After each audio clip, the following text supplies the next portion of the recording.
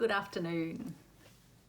Today I wanted to share with you a little make along with me activity, and it's something that got inspired by a Christmas decoration I saw online, and I wanted to make my own version of it. So the decoration was of a small triangle of fairy bread. For those of you overseas, I don't know if you'll know what fairy bread is, but in Australia it's something that's made for children's birthday parties, and it is generally made with white bread, probably the sort of the cheaper kind of white bread, covered with on one side with margarine or butter, and then sprinkled with hundreds and thousands, which are little round balls, all different colours, little sugary baubles essentially, but really tiny, hence the name hundreds and thousands of them. And so that's a treat enjoyed at children's birthday parties. As an adult, I still actually love the odd bit of fairy bread as well.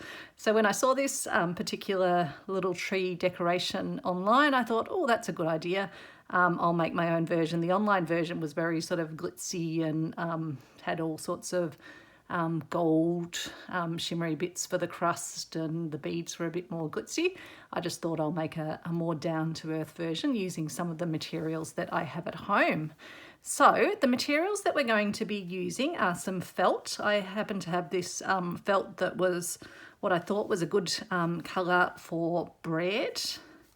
And then I had some brown felt, which I thought would be good for the crust. This strip will be for the inside of the bread where it's been cut. And then I'm using some of this cotton blend fabric, which has a great little pattern on it that reminded me a bit, because it's actually sort of corrugated. I'm not sure if you can see that, but it's sort of got bumps across it as well as the lines across it. So it kind of reminded me of the texture when you put margarine on a piece of toast. So basically you'll need two of these triangles. So you can just cut out a square and then cut it in half. That's what, that's what I'll be doing. And then you need something to resemble your butter. You could use just like a yellow piece. Now you want to cut that a bit smaller than your triangle, so it's a little bit inset. You can just do that as a straight cut if you want, but I used pinking shears for mine, so it gives it that sort of, if you can see it, the jagged edge. And sorry that I just bumped the tripod before. And you're going to need some beads. So I've just got a mixed collection, which I received in a bunch of vintage beads, all mixed up, all different colours, that I thought would be perfect for my hundreds and thousands. There's some little random gold bead in there, but that's okay. We can just take that one out. Oops, dropping beads everywhere. Let me just check we're still in focus. Yep, and we're on screen, always good. So I've already started off the first step of the process, which is to stitch your butter, your pale yellow, onto your fabric. So I'll just move the beads out of the way. You wouldn't realise how many times I've actually bumped those beads since putting them in that little container. So with these stitches, you'll want to, because I've already started it, I've made my knot back here.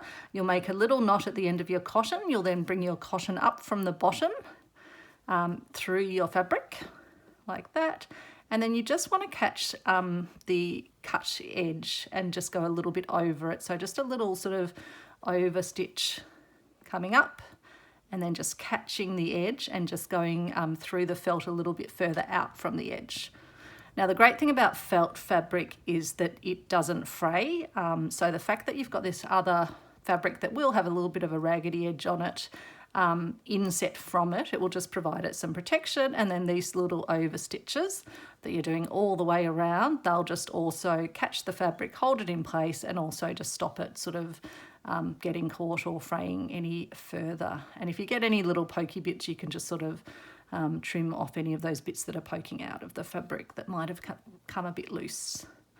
So we'll just finish going down here.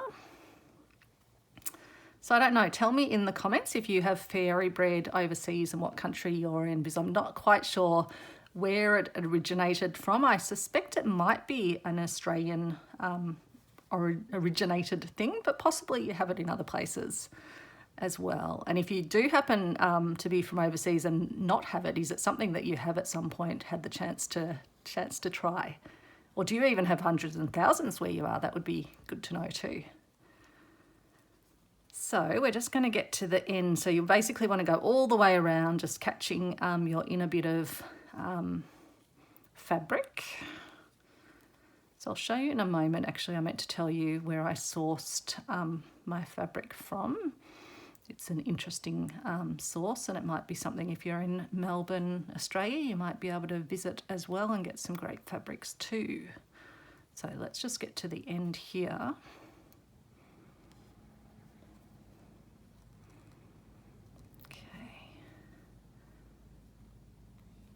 So we are all the way around.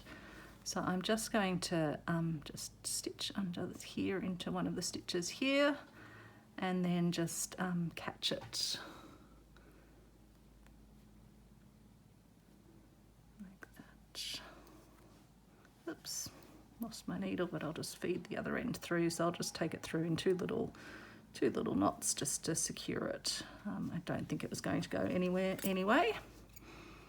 And then just trim it off, and I will put that in my loose threads. This mat is a great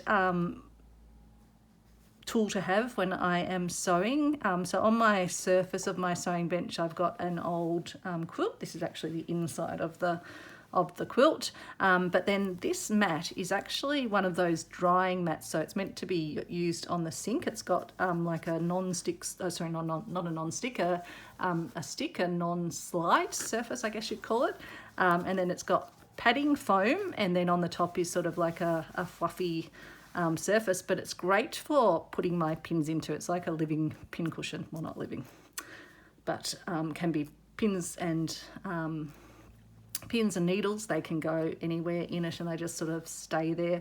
And it's also good, like when I'm pushing through something and just wanting to push the needle through that way, I can without worrying about damaging what's underneath.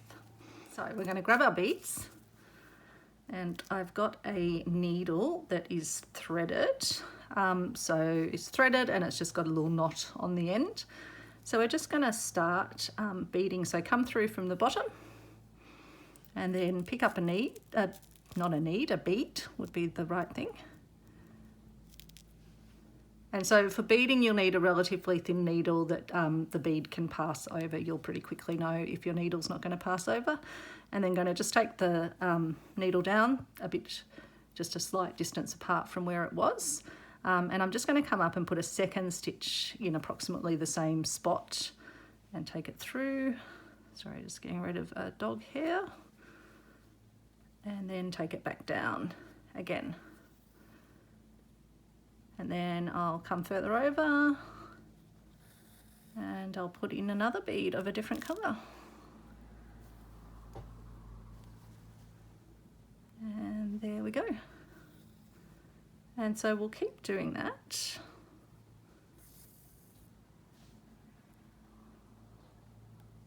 So I'll just put a second stitch. It helps just to hold them in position if you do that second stitch, and also you can, if you're a bit worried about them coming loose, you can put in another stitch at the back, but I generally don't do that. So put in another, might put one in between. I think we want to make sure there's enough on there, so I'll put one down in between those two, perhaps a green one this time if I can catch him. So I hope you're all having a great day. It's always a great day for me on the weekend when I can do lots of crafting. I've got lots of ideas bouncing around my head, so I thought I would share those with you as I do some stitching, because this hopefully will be not a too time consuming of a project, and it might be something that you want to do for your Christmas tree as well, although it could equally be a little party decoration also. Or even a little room decoration for a kid or something. That could be fun as well. So I'm going to just try and make sure I use different colours next to each other. So I might use a blue this time. And I'll just put that through here. But you could use any sort of coloured beads, as long as they're relatively small, sort of proportional to the piece of felt bread. So I'll put another one on up here. It's actually getting quite, I'm upstairs and it's getting quite warm. It's been a funny old day. This morning, bright sunshine, and now it's turned grey and windy, but no rain as yet, even though we're forecast, I think, to get some rain. Hopefully I'm staying on camera. Hopefully I'm not putting bits of my body in the filming, but we will see. So the fabric I'm using for my butter, the stripy white and yellow textured fabric, is actually some fabric I got from the Reverse Art Truck. And the Reverse Art Truck has great sample fabrics, sample textiles from manufacturers in Melbourne and other sources. So this, you can sort of see the size of that, hopefully. They're not a huge piece of fabric, but perfect for slow stitching projects. And you get lots of really interesting stuff, and you also get these sort of little smaller squares as well as getting the bigger ones. This one is a 60% cotton, 36% I think polyester, and 4% EA, which I actually don't know what that is. And it's from HMK Textile. Often you can see where they're from. I've had some beautiful Italian cottons and linens from them, but yeah, they're called the Reverse Art Truck, although the place I go to is actually a shed filled with all sorts of wonderful items that you can purchase, and then you can use them and save them from going to landfill, and they're very reasonable in terms of their pricing model. So it's a great way to pick up things to use in your slow stitching, but also other crafting. I keep getting new ideas every time I go there, but I try and stop myself from going too often, because otherwise I'll end up with way too much stuff at home. Is there such a thing though, hey? So let's get back to beading, otherwise I'll be talking away and we will not be making any progress. So I haven't been doing the second stitches always in these, but yeah, it's a good practice to do if you can remember to do the second stitch through each bead.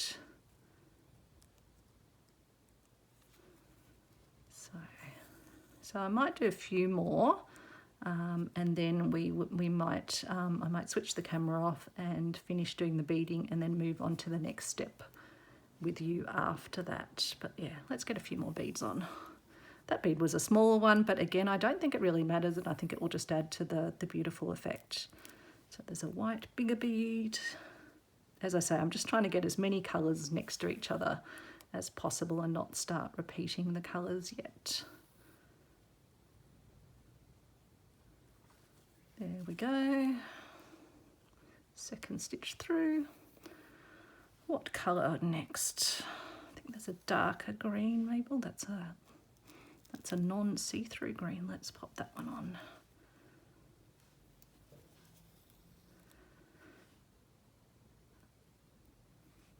So I hope you are having the chance to do some good creative activities maybe while you're watching this video. I have to say that's one of my favourite things to do while I'm stitching, is pop on a video of someone else stitching or crafting, and get some great inspiration as I go. There's just so many fantastic creative people out there.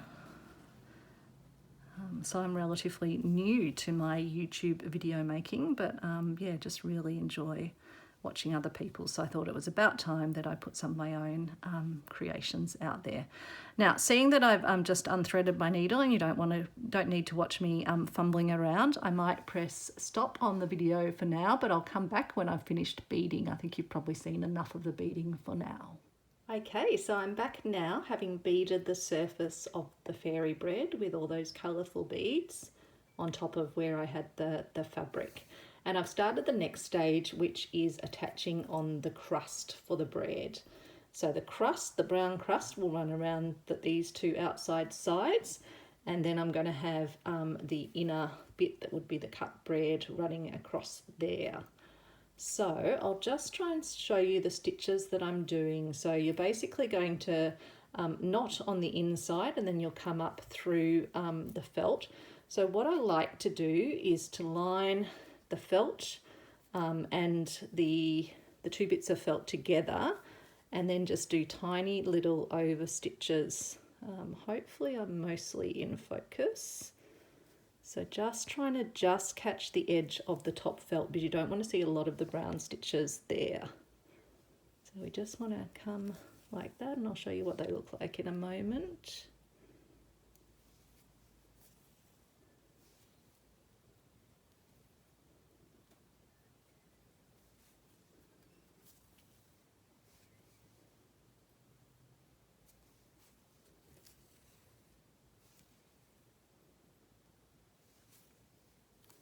Okay, still waiting to see if the rains are going to come here. It's now later in the afternoon. It's still quite grey outside, but the winds have died down a bit that were blowing quite wildly before, so I'll probably take the dog out for a walk soon. So we'll just get to the end here. So you're just trying to catch just the side, and the reason you want to do that is you don't want to see the brown stitches on the top. So by just catching the side of the lighter colour and coming up through it, so that the brown is where most of the brown stitches are visible. Now you just want to keep them relatively even, but you don't need to be. Perfection is not required for these crafts. It's about enjoying yourself, relaxing. So I've just been watching some videos on YouTube of other crafting while I've been doing the beading, which is very relaxing. Beading is definitely not a speedy activity, but it is a relaxing activity, particularly if you're getting all different colours and slightly different sizes of beads. It was quite a mixed lot, that one. I think it was probably where someone had actually put out there a range of used bead collections all together. But some really nice little vintage beads in the mix. So we will just get to the end here. Oops, catching.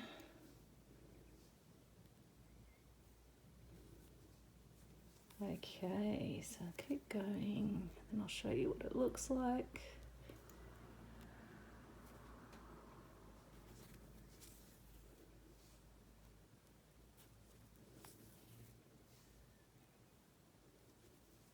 Okay, almost there.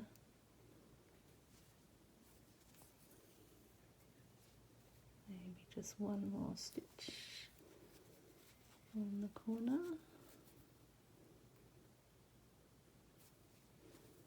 Okay, and then I think I'll probably tie that off inside. Just do a stitch on the inside. Check that that hasn't come through, no. And we'll just do a little stitch and tie here. Oops. Okay, we'll just do another knot because that one was a little bit looser than I wanted. Okay, where are our scissors? Just snip that one off. So we've got our crust done, and as you can see, because we're stitching just into the side, on the surface you can't see those brown stitches. So we're going to have our white. I think we might, let's just have a look at this. So we'll run our white along here. I might do the final trimming and the final ending of it. I'm just wondering where I want my brown to end. My brown would end there, and I think the white would start about there. So I reckon that probably is right. So I might just trim down my brown about here, just past where I'd done the cutting, and then we will start with the bread coloured one, and we'll join that one on. So I've got my bread coloured thread tied, so I might just come up here on this side, and then we'll want to get these two to overlap. So I might just work on the inside, so again it's not going to show on the brown.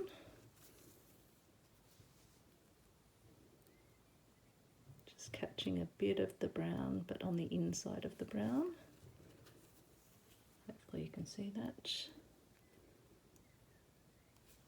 always like when you're typing in front of someone, things always sort of catch or don't quite go to plan. The sewing's the same. Oops, see, there you go, catching on my beads. Yep, it's like when you're typing, you just can't get the spelling. You just don't quite type the things that you think you're going to type. It's the same vibe.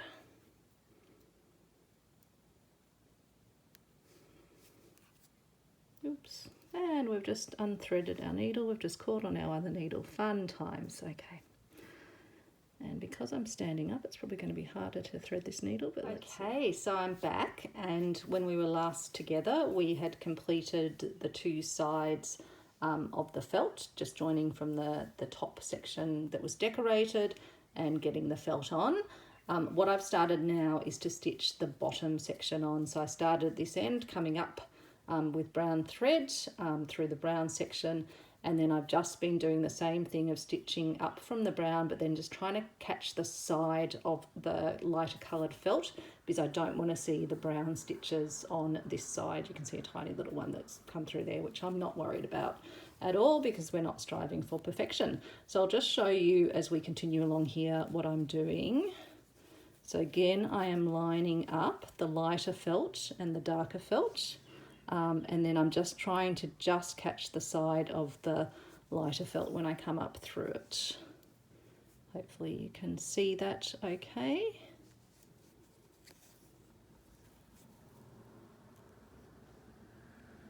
So just catching the lighter felt and having it lined up. I'll just straighten it a bit more here. Gets harder as you get further along because you've sort of got the bulk of the attachment of the other bit. So coming up through here.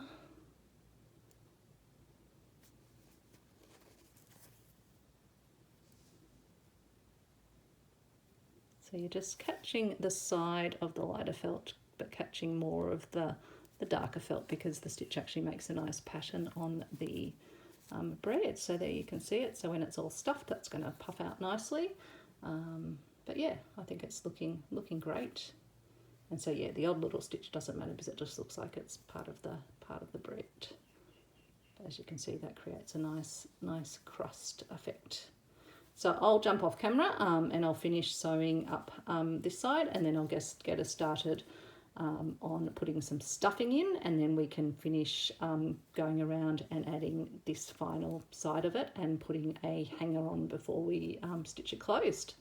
So I will see you soon.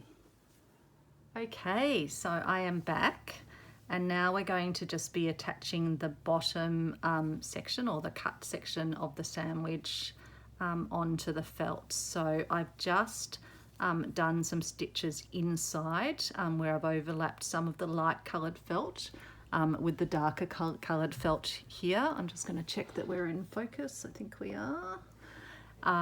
And so that's understitched there, and then yeah, with the brown there. And so basically you want to have it so that it looks like the cut side starts where the crust ends there. And now we want to go ahead and let's stitch the upper side on. So what I'm going to do, I've got a thread that is, it's a 754 in, it's actually, yeah, not a branded, it says for tight special, so I'm not sure what that means, but it comes from a big bag I've got of all different colours that is good when I'm wanting to match. So I've just put a little knot on the end of that. And so what I'm going to do is just come up from inside, and then the corners are always a little bit tricky, but I want to just make sure that sort of goes around. So I'm going to just capture the inside and capture a bit of that one. And we'll just get ourselves going. So I think I might just actually come through to the front just so I can get that little corner to look the way that I want it to look. Just checking I'm on camera, yep. And because the thread actually matches quite well with the felt, I'm not going to worry too much about the stitches being on the outside. Of course, I've managed to capture onto the felt. So I'm going to sort of just, now that I've gone around that little corner, I think I have anyway, I'm going to just line up the two bits and just start catching them like that. So again, just coming up and just trying to catch the sides of both, but don't be too stressed if you've got a colour that's not going to sort of show out too much in terms of the stitches. But it's a bit trickier with it all catching on this, so I probably need to actually turn it the other way and then it won't be dragging over the felt. But I want to just be able to see the front section because that's the section I want to make sure I'm getting nice and neat and not going too far across on it. There we go, that's much better. So the two bits of felt lined up and you're just going to do some stitches along here, just like that.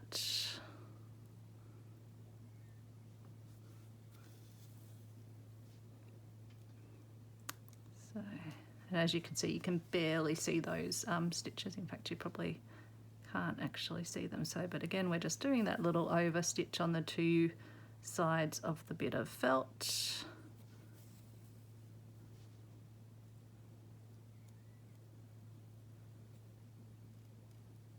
Oops. There we go. Just want to catch a bit more of the felt there. So I'll just show you how that's coming along. So it's going to look like that. So we'll keep just doing it along the rest of this side here, and then I will trim it off and join it at this end. Oh no, that's pretty straight.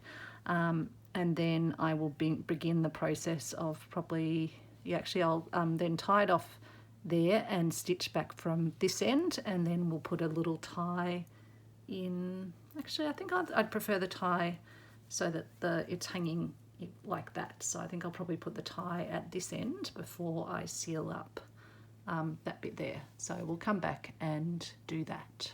Okay, so I'm back and I've done a few things since I was last on a video. So I've sewn the top all along on the inner cut braid side. I've also attached in some gold thin braid or sort of string. It's a vintage piece I have. And I've attached that in. I put it in as I was sewing along here at this end, and then sewed it down. It's got a little knot at both ends of the twine just so it holds securely, and then I've put the stitches through that. And I've done the same on the other end. Once I'd sewn across the top, I've attached this one in here. So when it is hung up, I don't know if you can see that, it just hangs nicely the way that you would want it to hang. So the other option I was thinking about that would be really sweet is this could make a really sweet little brooch to wear for parties or other times as well. So you could put a brooch pin on the back of that. That would be another option. But this one's being made as a hanging decoration. So what we need to now do is just stitch along. I was just putting a couple of stitches just to hold the braid where I wanted it to be. And now we just need to stitch along this side here. So again, you just want to be positioning it where you want it to be. And we just then want to take the needle through both the bits of felt. And again, I'll just go with that same strategy of putting them against each other and just stitching that way. So this should happen pretty quickly.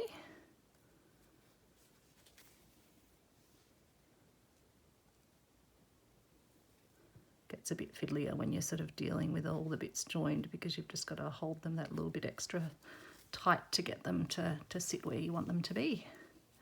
And just check it as you're going along that it's got the shape that you want. You might just need to make the odd adjustment, particularly when you're working on the corners. So I'm just going to hold that like that. I might turn it around the other way because it's always a bit easier to do it that way. Just checking I'm on camera. Just check I'm in focus. Still no rains here, so it'll be interesting to see if we get any tonight. It's quite still and the birds are chirping outside as dusk will be settling in a little while. Hope you've all had a lovely weekend. Or indeed you might not be watching this on a weekend, might be watching it afterwards. Hope your day is going well. So again, yeah, it's just really good to get a embroidery floss or cotton that matches as close as possible if you can to the felt. If it doesn't closely match, then you might just need to be a little bit more careful with the stitches because they will show. But the good thing about this is that we can work quite fast because the stitches aren't really that evident. They just blend into the felt. So we're just doing the over stitches again, making sure we're catching both bits of felt, but not too much of them. Oops, just banged my tripod.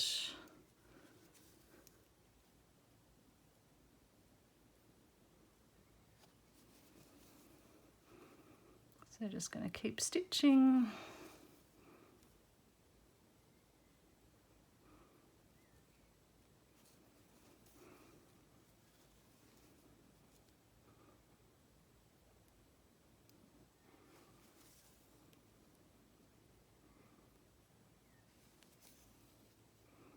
So it definitely takes a bit of time when you're doing the beading and also the piecing of all these little pieces together. You look at it and go, oh, it's such a small piece, it won't take long. But it does take a bit of time, but it's a fun thing to do. Just work away on it. And hopefully it's something that you can enjoy for many years to come. That's the nice thing about homemade decorations. You can think back to when you made them, and then you can enjoy getting them out each year. This one might even become a craft room decoration as well, I suspect, because it's such a cheery little piece, and I think I will have to make myself one as a brooch as well. Could be very good for the party season. Have some wearable fairy bread. Okay, getting to the end.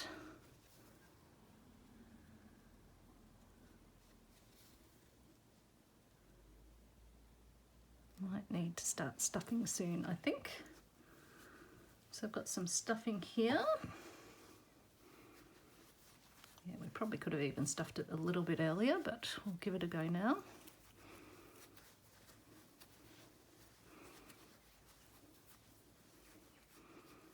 Try not to get your thread stuffed in it, so I might just put my threaded needle over here. And I sometimes, when I'm doing stuffing, find it easy to have a pen to sort of push with the end of that, push the stuffing down. Now we don't want to put so much stuffing in this that this bulges out too much, so we'll just see how we're going. But we do need enough that it sort of gives it that nice dimension around the crust. So I don't feel like I'm not getting as much stuffing in, but we'll get there.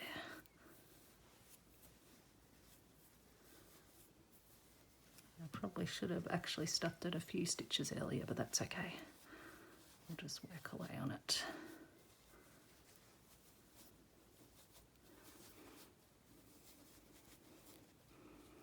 A bit like watching paint dry, watching someone stuff a felt object. No, hopefully it's a bit more interesting than that. At least you'll get to see the finished product. So, how are you thinking that's looking? Is it giving it...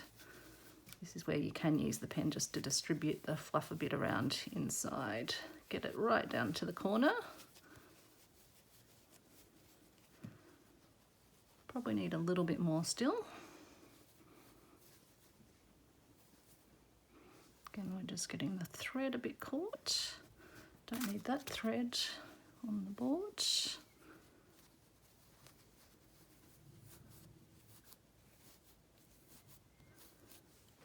More in as well.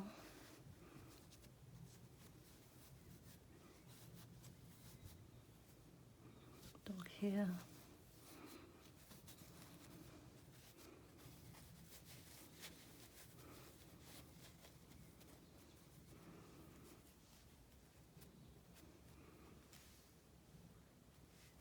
So I reckon that's getting pretty good. I probably don't want too much more in there because it will start to sort of bulge out too much. So it's good because the crust is looking good. And so if this is then tucked under here, how's that all going to look? I reckon that will be pretty good, and then we can just massage a little bit more down to this end. I might actually just pull a bit more down here. So it's there for when we sew. So let's just finish this off then. Let's get the pen out of the way. Okay.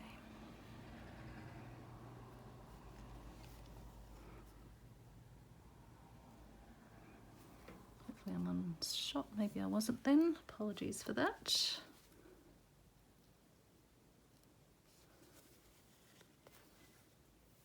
And I've just unthreaded my needle, fun times.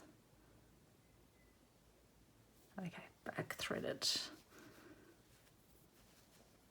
get rid of the little hair that's there. Okay, I reckon at this point I'm going to tuck that under and just hold that where I want it to be. And I'll just switch to stitching this direction.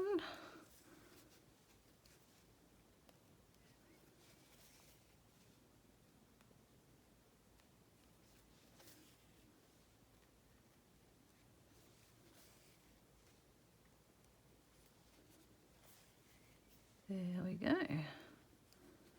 Got that like that. Stitch this like this, and now we need to stitch our braidey bit over onto here, onto the brown. So again, because we're using the lighter thread, we just want to catch the side of the brown. Just put another stitch in here as well. Catch the side of the brown. Oops. Eventually we'll get there.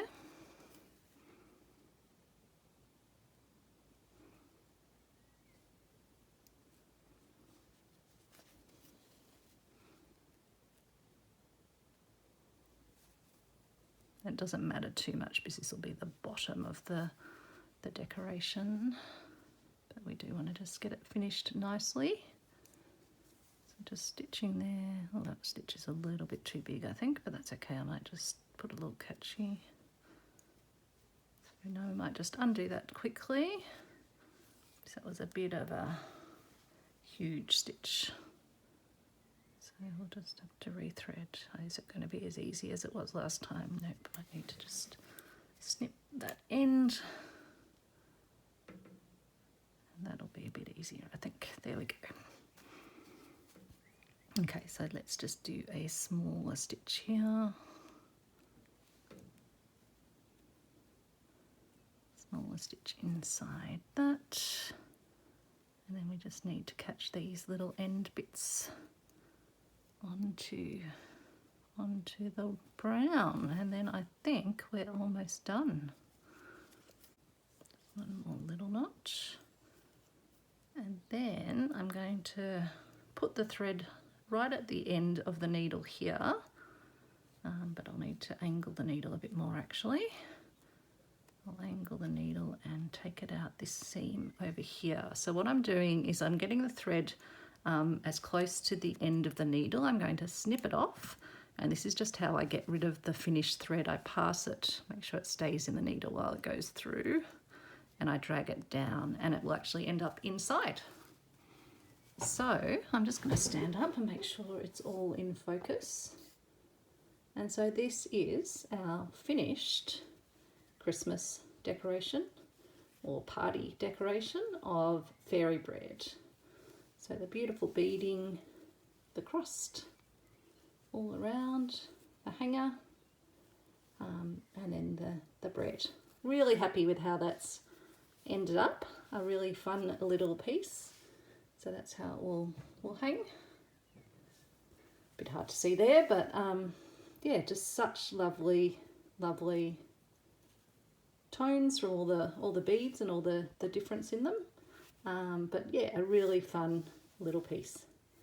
So thank you for watching along, and I hope you give it a go. and shout out if you have any questions. Thanks everyone. Have a great night.